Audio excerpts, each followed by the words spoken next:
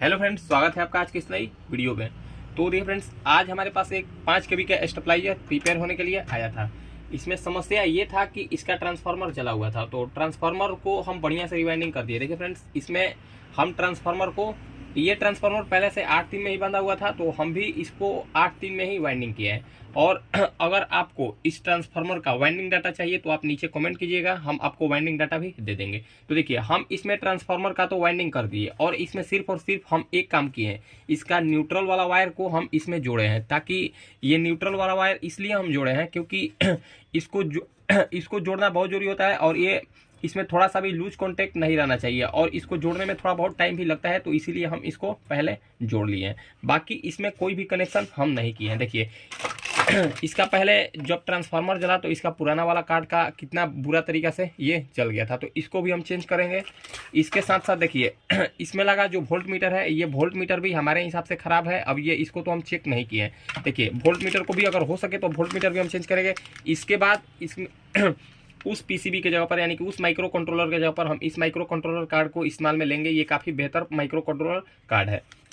अब चलिए, सबसे पहले अब इसका कनेक्शन किस तरीके से किया था। देखिए, जिस तरीके से अभी हम इस स्टेबलाइजर का कनेक्शन आपको बताने वाले हैं, समझिए कि आप इस कंडीशन में आप एक नए स्टेबलाइजर को रेडी कर सकते हैं, क्योंकि इसमें कोई भी कनेक्शन अभी फिलहाल नहीं हुआ है। सिर्फ और सिर्फ इसमें देखिए, एक इनपुट के लिए वायर को इस रिले के कॉमन पिन पर दिया गया है और आउटपुट के लिए ये तीसरा रिले के कॉमन पिन से निकाला गया है। बाकी कोई भी कनेक्शन इसका नहीं किया गया है। ना ही कोई ट्रांसफार्मर का लूप का कनेक्शन किया गया है, ना ही वोल्ट मीटर का कनेक्शन किया गया है, ना ही इंडिकेटर का कनेक्शन किया गया है, ना ही माइक्रो कंट्रोलर कार्ड का कनेक्शन किया गया है। तो चलिए, अब इसको हम बढ़िया से आपको समझाने का प्रयास करते हैं किस तरीके से इसका कनेक्शन किया जाता है। चलिए, आज की इस वीडियो में हम आपको बताते हैं। सबसे पहले हम इस ट्रांसफार्मर को ऊपर की ओर कर लेते हैं।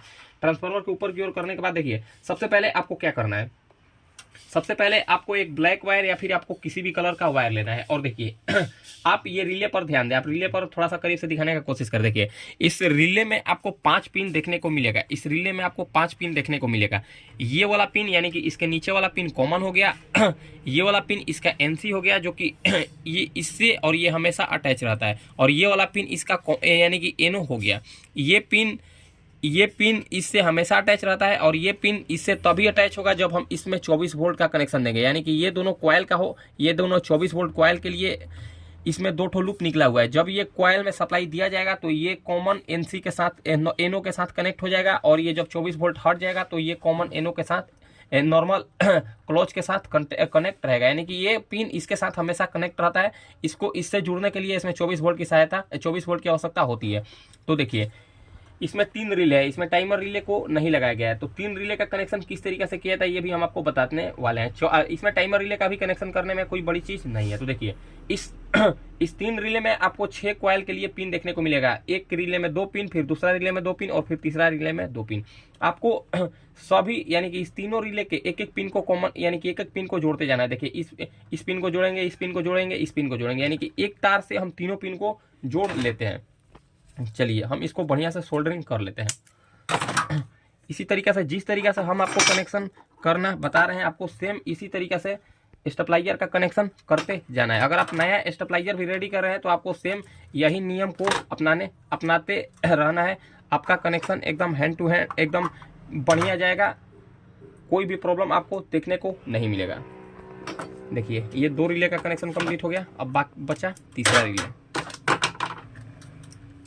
आपको हम बढ़िया से समझाने का प्रयास करते हैं। वीडियो थोड़ा सा हो सकता है लंबा हो जाए, लेकिन काफ़ी जानकारी आपको इस वीडियो में मिलने वाली है। देखिए, आपको कुछ इसी तरीके से एक वायर की सहायता से तीनों रिले को कॉमन करना है। यानी कि इसके एक एक पिन को कॉमन करके, यानी कि इसको आप समझ लीजिए कि ये कॉमन पिन है, यानी कि ये न्यूट्रल पिन है। ये तीनों रिले का ये न्यूट्रल पिन है। तो हम इसको इसमें एक ब्लैक वायर को जोड़ लिए।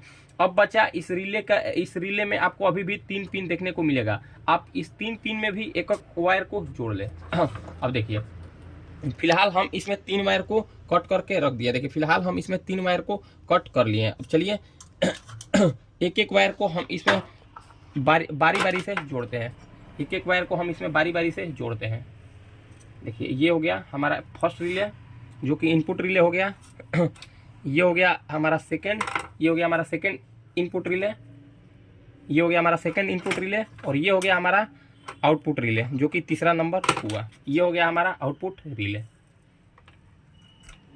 ये हो गया हमारा आउटपुट रिले। अगर आपको नहीं पता तो आप ये चीज़ जान लें। ये फर्स्ट रिले इनपुट 1 होता है, सेकंड रिले इनपुट 2 होता है, और थर्ड रिले आउटपुट रिले होता है, और ये चौथा रिले अगर इसमें लगता है तो वो टाइमर और हाईकेट के लिए उसमें इस्तेमाल में लिया जाता है। अब देखिए इसमें ये रिले का कनेक्शन कंप्लीट हो गया, यानी कि इसमें ये जो ट्रांसफॉर्म यानी कि रिले में जो सप्लाई जाता है, इसमें जो वायर को इस्तेमाल में लिया जाता है, इसका कनेक्शन कंप्लीट हो गया। अब चलिए अब हम क्या करते हैं, सबसे पहले हम इसी टाइम हम इसमें देखिए कार्ड का कनेक्शन करते हैं, उसके बाद हम इसमें ट्रांसफार्मर का कनेक्शन करेंगे। देखिए ये रहा कार्ड, देखिए ये रहा कार्ड जो कि हम इसमें इस्तेमाल में लेने, ये वाला कार्ड हम इसको इसमें इस्तेमाल में लेने वाले हैं। ये कार्ड को आप 24 वोल्ट और 12 वोल्ट दोनों में इस्तेमाल कर सकते हैं। देखिए इसको बार देखिए यहाँ पर आपको लिखा हुआ आपको मिलेगा, देखिए J2 शॉर्ट और J2 यानी कि J1 और J2 को अगर आप शॉर्ट कीजिएगा तो ये 12 वोल्ट में वर्क करने लगेगा, यानी कि इसको 12 वोल्ट से ऑपरेट करने के लिए, 12 वोल्ट को रिले चलाने के लिए देखिए यहाँ पर आपको 2 जम्पर देखने को मिलेगा। ये दोनों जम्पर को देखिए, यहाँ पर दोनों जम्पर को शॉर्ट कर देना है, ये 12 वोल्ट से ऑपरेट करने लगेगा, और ये जम्पर को हटा दीजिएगा तो ये 24 वोल्ट से काम करने लगेगा। अब देखिए अब यहाँ तक तो कनेक्शन हमारा कंप्लीट हो गया, यानी कि ये रिले का कनेक्शन खत्म हो गया। अब आपको यहाँ पर ध्यान देना है, यहाँ पर आपको कुछ चीज़ देखने को मिलेगा। देखिए यहाँ पर आपको 0 to 16 वोल्ट, देखिए यहाँ पर आपको 0 to 16 वोल्ट देखने को मिल रहा है, यानी कि ट्रांसफार्मर से जो डीसी सप्लाई इसमें आएगा 24 वोल्ट 16 वोल्ट जो भी वोल्ट हो इसमें आपको जाएगा। यानी कि ये ट्रांसफार्मर से जो दो टेपिंग हम निकाले हैं, जो कार्ड को ऑपरेट यानी कि रिले को ऑपरेट करने के लिए ये जो पिन 2 निकाले हैं, इसको ये वाला दोनों तार इसमें जाएगा, यानी कि ये 16 वोल्ट का ये जो वायर हम निकाले हैं ये दोनों इसमें जाएगा। अब बचा देखिए इसमें आपको कुछ पिन और भी देखने को मिला होगा। देखिए इनपुट 2, इनपुट 1, आउटपुट, टाइमर और FLC, यानी कि ये कॉमन हो गया, ये कॉमन पिन हो गया, ये टाइमर पिन हो गया, ये आउटपुट रिले के लिए हो गया, ये इनपुट 1 रिले के लिए हो गया, और ये इनपुट 2 रिले के लिए हो गया। हम देखिए जैसा कि हम आपको बताए हैं, देखिए हम यहाँ से स्टार्ट करते हैं। देखिए जैसा कि हम आपको बताए हैं, ये कॉमन यानी कि जो ब्लैक वाला वायर है, जो कि तीनों रिले को हम एक एक पॉइंट के साथ जोड़े। देखिए 1 2 3 ये तीनों रिले को हम एक साथ जोड़कर एक वायर की सहायता से इसको निकाले हैं, तो ये FLC यानी कि ये कॉमन हो गया। तो ये कॉमन को हम कॉमन के साथ जोड़ देंगे। देखिए ये हो गया कॉमन पिन, तो कॉमन पिन को हम कॉमन पिन के साथ जोड़ देते हैं। देखिए ये हो गया हमारा कॉमन पिन, ये हो गया हमारा कॉमन पिन, जो कि ये तीनों रिले के एक एक पॉइंट से जुड़ा हुआ है। अब बचा देखिए जैसा कि हम आपको बताए हैं, ये हो गया। देखिए आप ये कैसे जानेंगे कि ये इनपुट यानी कि ये इनपुट रिले है, ये इनपुट 2 रिले है, और ये इनपुट यानी कि ये आउटपुट रिले है। तो आप एक चीज़ जान लें, देखिए आप एक चीज़ पर ध्यान दीजिएगा, जो MCB से वायर जिस MCB से यानी कि इनपुट जो पोल से सप्लाई आएगा MCB में, और MCB से जो आउट होकर रिले में जाएगा, वही पिन वही रिले आपका इनपुट 1 हो जाएगा। तो देखिए ये MCB से आउट होकर इस रिले पर आएगा, इस रिले पर आया है, यानी कि ये हो गया इनपुट 1, यानी कि ये हो गया इनपुट 1। तो इनपुट 1 यहाँ पर कहाँ है आपको देखने को मिलेगा। देखिए इनपुट 1 यहाँ पर है, तो देखिए इनपुट 1, देखिए यहाँ पर इनपुट 1 लिखा है, यहाँ पर इनपुट 2, तो इनपुट 1 को हम इनपुट 1 के साथ जोड़ देंगे। देखिए ये हो गया इसका इनपुट 1, देखिए ये हो गया इसका इनपुट 1। तो आपको इनपुट 1 को इनपुट 1 के साथ जोड़ देना है। देखिए ये हो गया इसका इनपुट 1, आपको इनपुट 1 को इनपुट 1 के साथ जोड़ देना है। इस चीज़ में अगर आप गलती कीजिएगा तो आपका स्टेबलाइजर बढ़िया काम नहीं करेगा, ये ऑटोमेटिक स्टेबलाइजर। अब देखिए ये हो गया इनपुट 1, ये हो गया इनपुट 2। देखिए इसके बगल वाला पिन, इसके बगल वाला रिले इनपुट 2 हो गया, और इसके यानी कि थर्ड वाला रिले आउटपुट रिले हो गया। तो ये हो गया इनपुट 2, ये हो गया इनपुट 2 के लिए ये रिले काम करेगा। तो इनपुट 2 पर जो इनपुट 2 के लिए जो हम वायर को निकाले हैं, देखिए इनपुट 2 के लिए हम इस वायर को, इस रिले को इनपुट 2 के लिए, तो देखिए इनपुट 2 के लिए हम इनपुट 2 के लिए हम ये रिले को इस्तेमाल में लिए हैं, यानी कि ये वायर को हम इस्तेमाल में लिए हैं। तो इनपुट 2 को हम इनपुट 2 के साथ जोड़ देते हैं।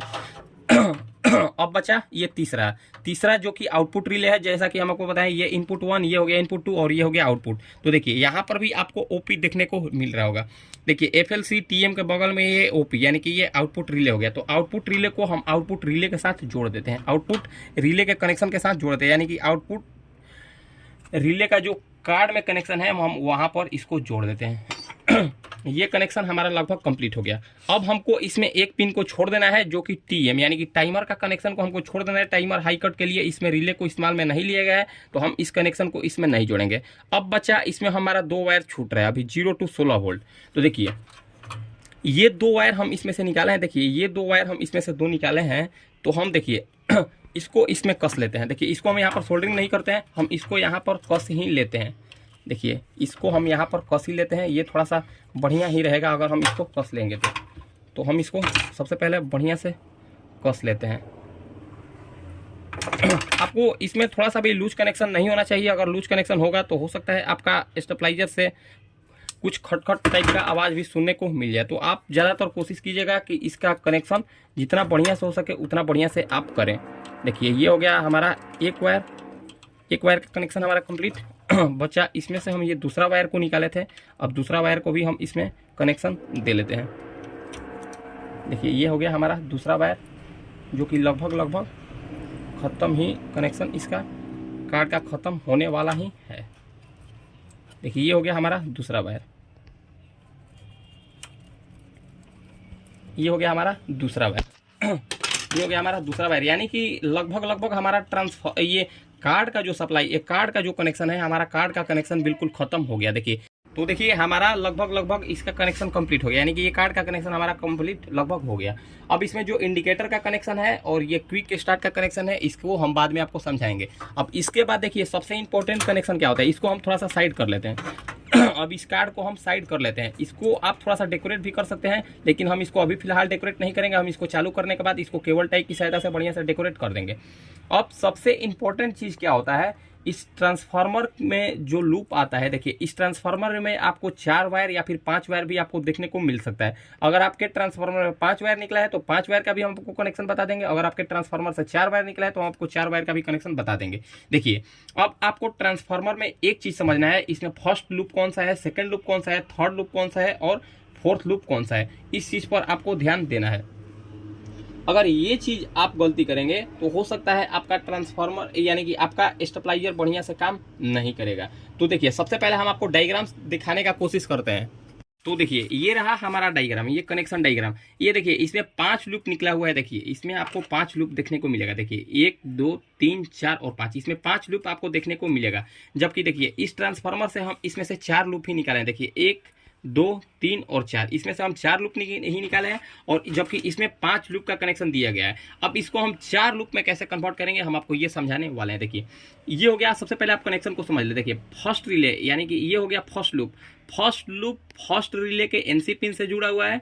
सेकेंड लूप सेकेंड रिले के एनसी से जुड़ा हुआ है, यानी कि सेकेंड लूप सेकेंड रिले के एनसी से जुड़ा हुआ है। थर्ड लूप थर्ड रिले के एनओ के साथ जुड़ा हुआ है। फोर्थ लूप सेकेंड रिले के एनओ के साथ जुड़ा हुआ है, और 5 लूप थर्ड रिले के एनसी के साथ जुड़ा हुआ है। अब मान लीजिए इसमें हम 4 लूप ही निकाले हैं। अगर मान लीजिए हम इसमें 4 लूप ही निकाले हैं, हम इसमें 190 तक की लूप निकाले हैं, तो आप इसका कनेक्शन कैसे कीजिएगा हम आपको अब समझाने का प्रयास करते। देखिए सबसे पहले आपको क्या करना है, फर्स्ट लूप को आपको एनसी के साथ जोड़ देना है, सेकंड लूप को भी आपको एनसी के साथ जोड़ देना है। देखिए फर्स्ट लूप को आपको फर्स्ट रिले के एनसी के साथ जोड़ देना है, सेकंड लूप को सेकंड रिले के एनसी के साथ जोड़ देना है। थर्ड लूप यानी कि थर्ड लूप को आपको एनओ के साथ जोड़ देना है। देखिए ये थर्ड लूप को एनओ के साथ जोड़ देना है, और फोर्थ लूप को एनओ के साथ। देखिए फोर्थ लूप को आप यहाँ पर भी समझने का कोशिश कीजिएगा। देखिए ये फोर्थ लूप को एनओ के साथ जोड़ना ही है। देखिए फोर्थ लूप को एनओ के साथ जोड़ना ही है। अब एनओ के साथ एक जंपर उठाकर एनसी के साथ जोड़ देना है, यानी कि देखिए फोर्थ लूप को एनसी और एनओ के साथ दोनों के साथ जोड़ देना है। देखिए फोर्थ लूप को आपको एनसी और एनओ के साथ शॉर्ट कर देना है, फिर ये आपका स्टेबलाइजर बढ़िया से काम करने लगेगा अगर 4 लूप है तो इसमें। अब चलिए अब सेम कनेक्शन हम इसमें यही करने वाले हैं। अब चलिए कनेक्शन किस तरीके से करते हैं हम आपको एक चीज़ दिखाते हैं। देखिए जैसा कि हम आपको सबसे पहले आप ट्रांसफार्मर को थोड़ा सा करीब से दिखाएं। देखिए इसमें आपको 4 वायर देखने को मिलेगा। देखिए अब आपको एक चीज़ और निर्धारित यानी कि एक चीज़ का आपको और जानकारी होना चाहिए था कि देखिए इसमें फर्स्ट लूप कौन सा है। देखिए थोड़ा सा आप ऊपर से दिखाएं। देखिए ये हो गया। देखिए इसमें आपको एक चीज़ ध्यान देना है, फर्स्ट लूप कौन सा है, सेकंड लूप कौन सा है, थर्ड लूप कौन सा है और फोर्थ लूप कौन सा है। तो देखिए हम आपको एक चीज़ समझा देते हैं। देखिए ये है हमारा फर्स्ट लूप, ये है हमारा फर्स्ट लूप, ये है हमारा सेकंड लूप, ये है हमारा थर्ड लूप, और ये हो गया हमारा फोर्थ लूप। देखिए जैसा कि हमको पता है ये फर्स्ट, ये सेकंड, ये थर्ड और ये फोर्थ। तो देखिए जैसा कि हम आपको बताया है, आप डायग्राम के हिसाब से समझ, आप डायग्राम के हिसाब से चले। देखिए आप थोड़ा सा डायग्राम पर भी ध्यान दें। देखिए फर्स्ट लूप को एनसी के साथ जोड़ना है। देखिए फर्स्ट लूप को एनसी के साथ जोड़ना है, तो देखिए हम सेम यही प्रोसेस इसमें भी अपनाते हैं। देखिए फर्स्ट, देखिए ये हो गया हमारा फर्स्ट लूप, देखिए ये हो गया हमारा फर्स्ट लूप। तो फर्स्ट लूप को हमको एनसी के साथ जोड़ना है। देखिए फर्स्ट लूप को हम सेम इसी तरीके से, देखिए सेम कनेक्शन के हिसाब से फर्स्ट रिले को हम एनसी के साथ जोड़ देते हैं। थोड़ा सा ये कॉपर वायर थोड़ा सा हार्ड होता है, तो ये थोड़ा सा कसने में दिक्कत हो सकता है अगर आपका स्पेस इसमें नहीं बनाया। तो देखिए फर्स्ट लूप को हम एनसी के साथ जोड़ दिए।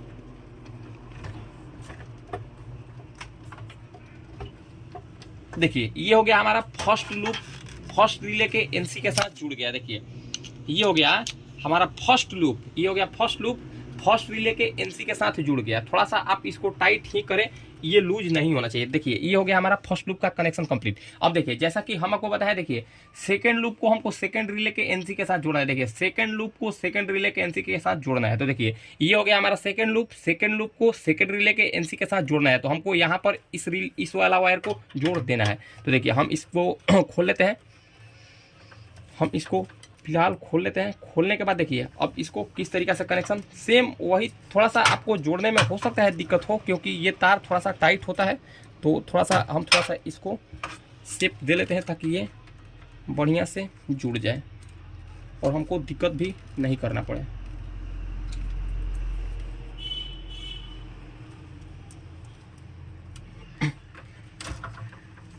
थोड़ा सा ये दिक्कत कर रहा है। देखिए ये हो गया हमारा सेकंड लूप और ये सेकंड रिले के एनसी के साथ ये भी जुड़ गया है।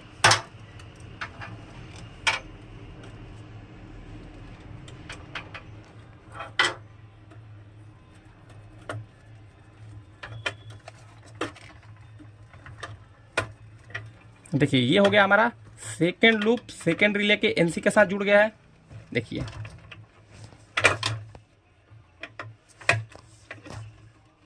ये हो गया हमारा सेकंड लूप सेकंड रिले के एनसी के साथ जुड़ गया। अब आप फिर से कनेक्शन पर ध्यान दे। देखिए ये हो गया हमारा थर्ड लूप थर्ड रिले के एनो के साथ जुड़ेगा। देखिए ये हो गया थर्ड लूप थर्ड रिले के एनो के साथ जुड़ेगा। तो देखिए ये हो गया हमारा थर्ड लूप। अब थर्ड लूप हमको थर्ड रिले के एनो के साथ जुड़ना है। ये हो गया एनो, ये हो गया एनसी, ये हो गया कॉमन। तो देखिए अब हम इसको एनो के साथ जोड़ देते हैं, थर्ड लूप को एनो के साथ जोड़ देते हैं।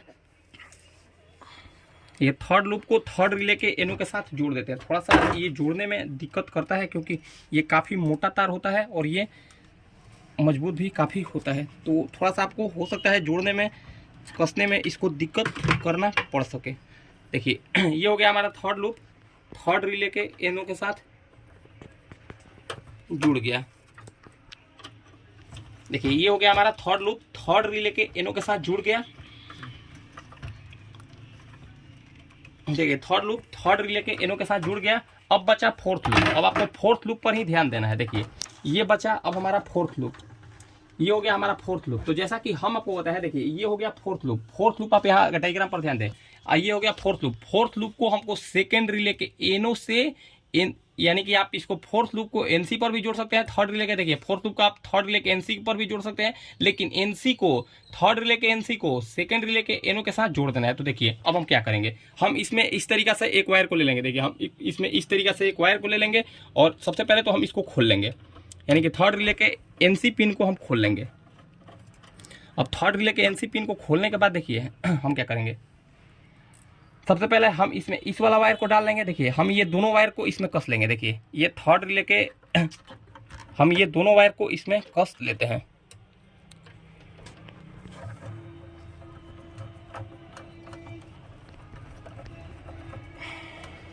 थोड़ा सा ये कसने में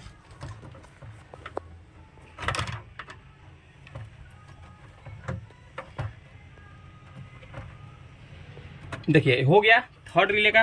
देखिए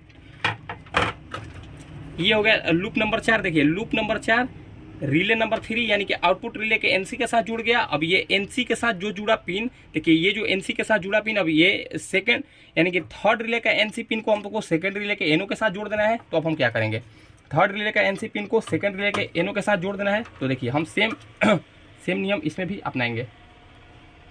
देखिए ये हो गया हमारा, हमको एनसी को एनो के साथ जोड़ देना है। तो देखिए थर्ड रिले के एनसी को सेकंड रिले के एनो के साथ जोड़ना है। तो ये हो गया हमारा कनेक्शन, ये भी कंप्लीट हो गया।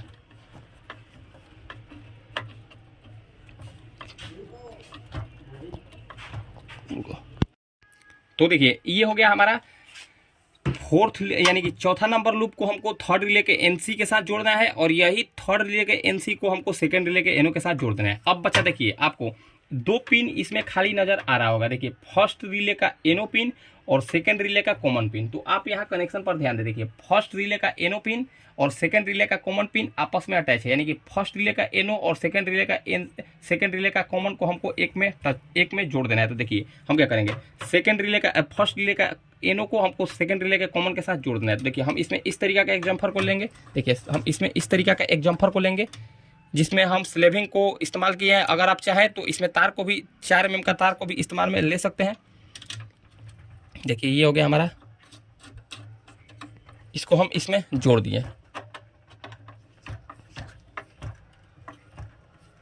देखिए इसको हम इसमें जोड़ दिए। अब बचा फर्स्ट रिले का एनो पिन, तो हमको इसको इसके साथ शॉर्ट कर देना है।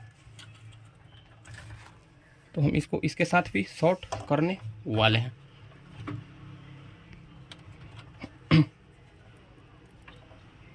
आपको कनेक्शन पर देखिए सबसे इम्पोर्टेंट चीज़ इसका रिले का कनेक्शन है। अगर आपको रिले का कनेक्शन करना आ गया तो आप समझ लें कि ऑटोमेटिक स्टेबलाइजर का काम बिल्कुल आराम से कर लेंगे, कोई भी दिक्कत आपको नहीं करना पड़ेगा। सबसे मोस्ट इम्पॉर्टेंट चीज़ यही है, ऑटोमेटिक स्टेबलाइजर का कनेक्शन, रिले का कनेक्शन। देखिए ये हो गया हमारा कनेक्शन खत्म, लगभग हमारा कनेक्शन खत्म।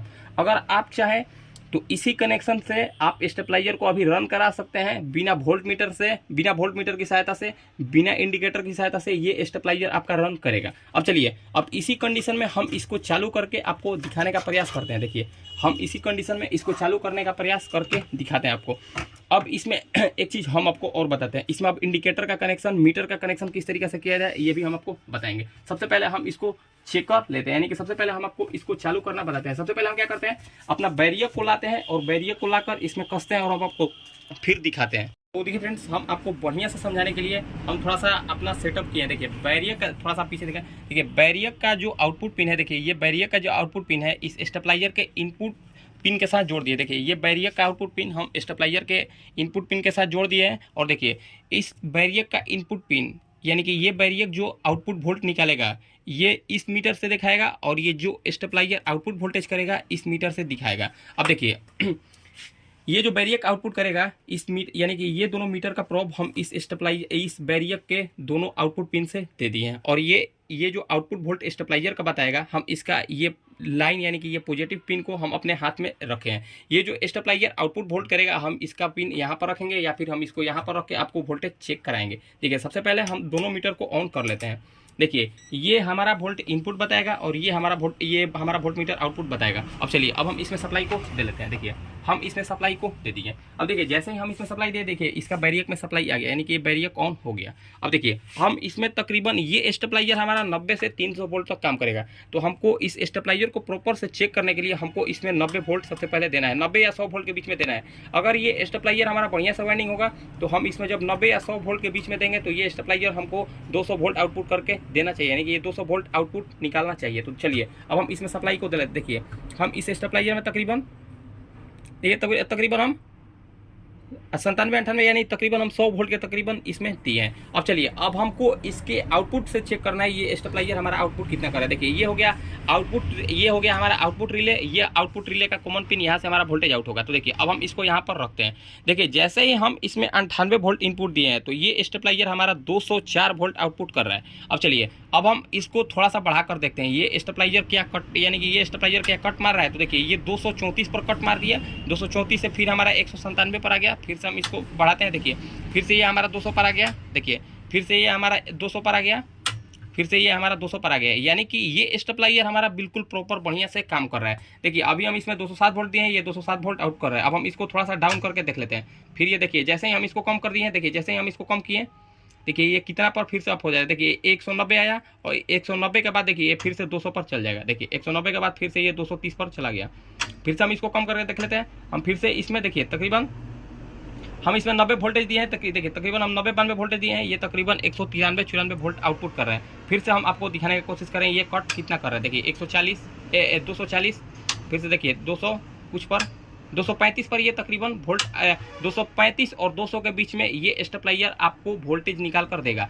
अब चलिए, अगर मान लीजिए ये स्टेबलाइजर का सेटिंग खराब है, अगर मान लीजिए ये स्टेबलाइजर कट नहीं कर रहा है, ये 300 पर कट कर रहा है या फिर 240 250 260 पर कट कर रहा है, तो आप उस कंडीशन में देखिए, उस कंडीशन में आपको क्या, इसमें आपको एक ए भी आ रही है, यानी कि यहाँ पर आपको एक प्रीसेट देखने को मिलेगा। इस प्रीसेट की सहायता से इस प्रीसेट को एंटी क्लॉकवाइज घुमाकर, एंटी क्लॉकवाइज या फिर क्लॉकवाइज घुमाकर आप इसका वोल्ट इस प्रीसेट की सहायता से सेट कर सकते हैं। फिलहाल ये कंपनी के द्वारा ही ये कंपनी के द्वारा ही सेट होकर आया है, तो हमको इसमें सेट करने की आवश्यकता नहीं है।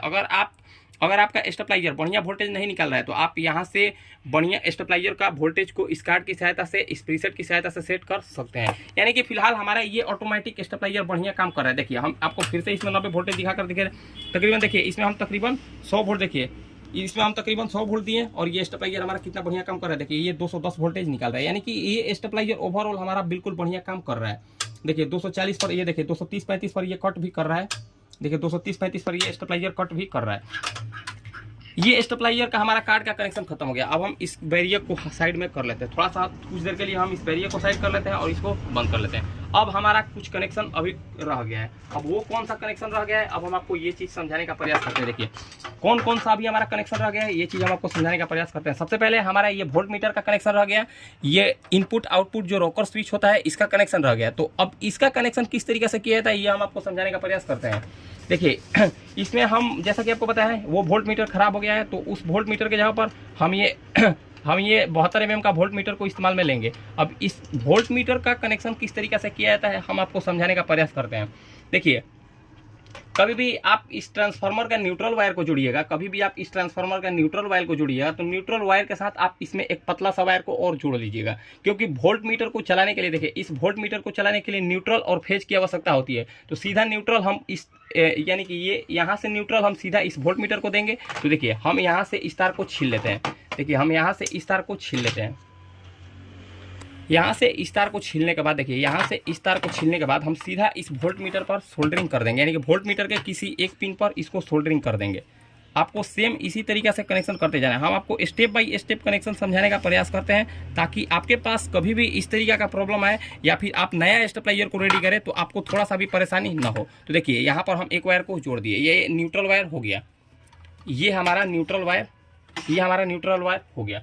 अब हमको इसमें एक वायर को और जोड़ना है। अब वो वायर को किस लिए जोड़ना है, ये चीज़ हम आपको समझाने का प्रयास करते हैं।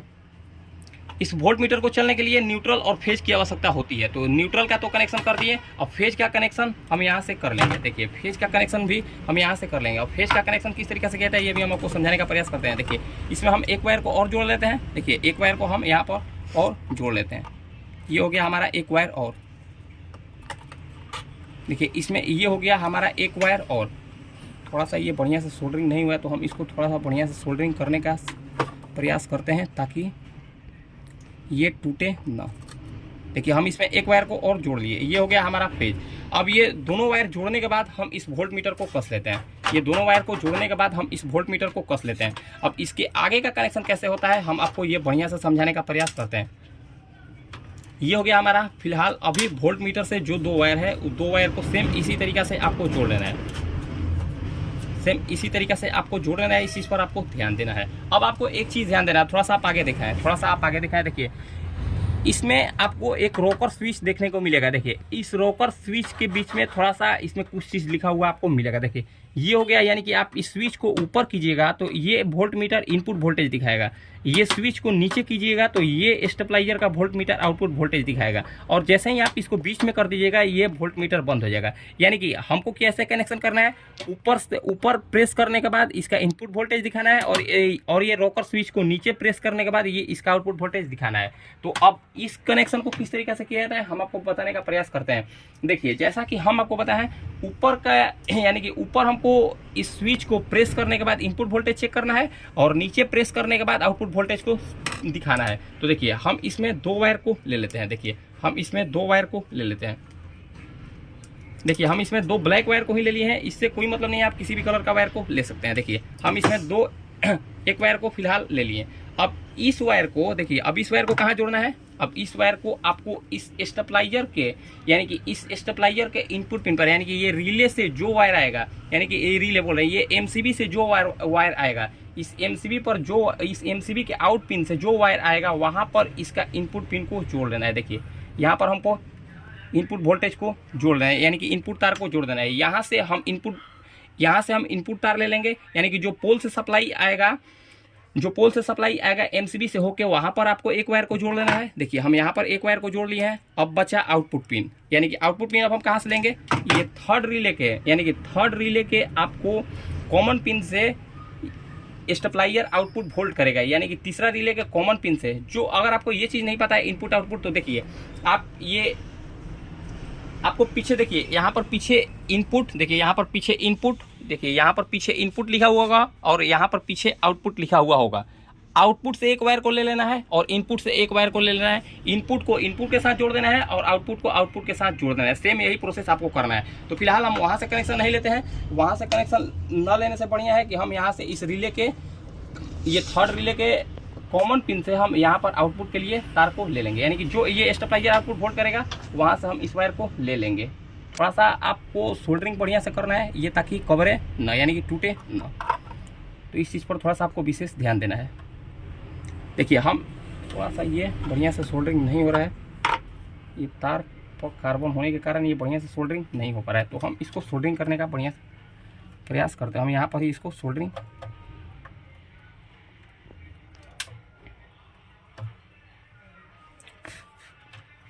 थोड़ा सा हम इसको सोल्डरिंग कर लेते हैं, थोड़ा सा पेस्ट की सहायता से फिर दिखाते हैं।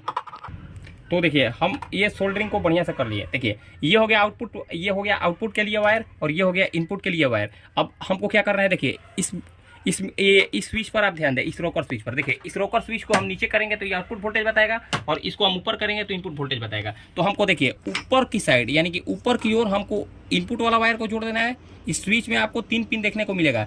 इसको इस ऊपर वाले पिन में हम इनपुट वायर को जोड़ देंगे, नीचे वाले पिन में आउटपुट वायर को जोड़ देंगे।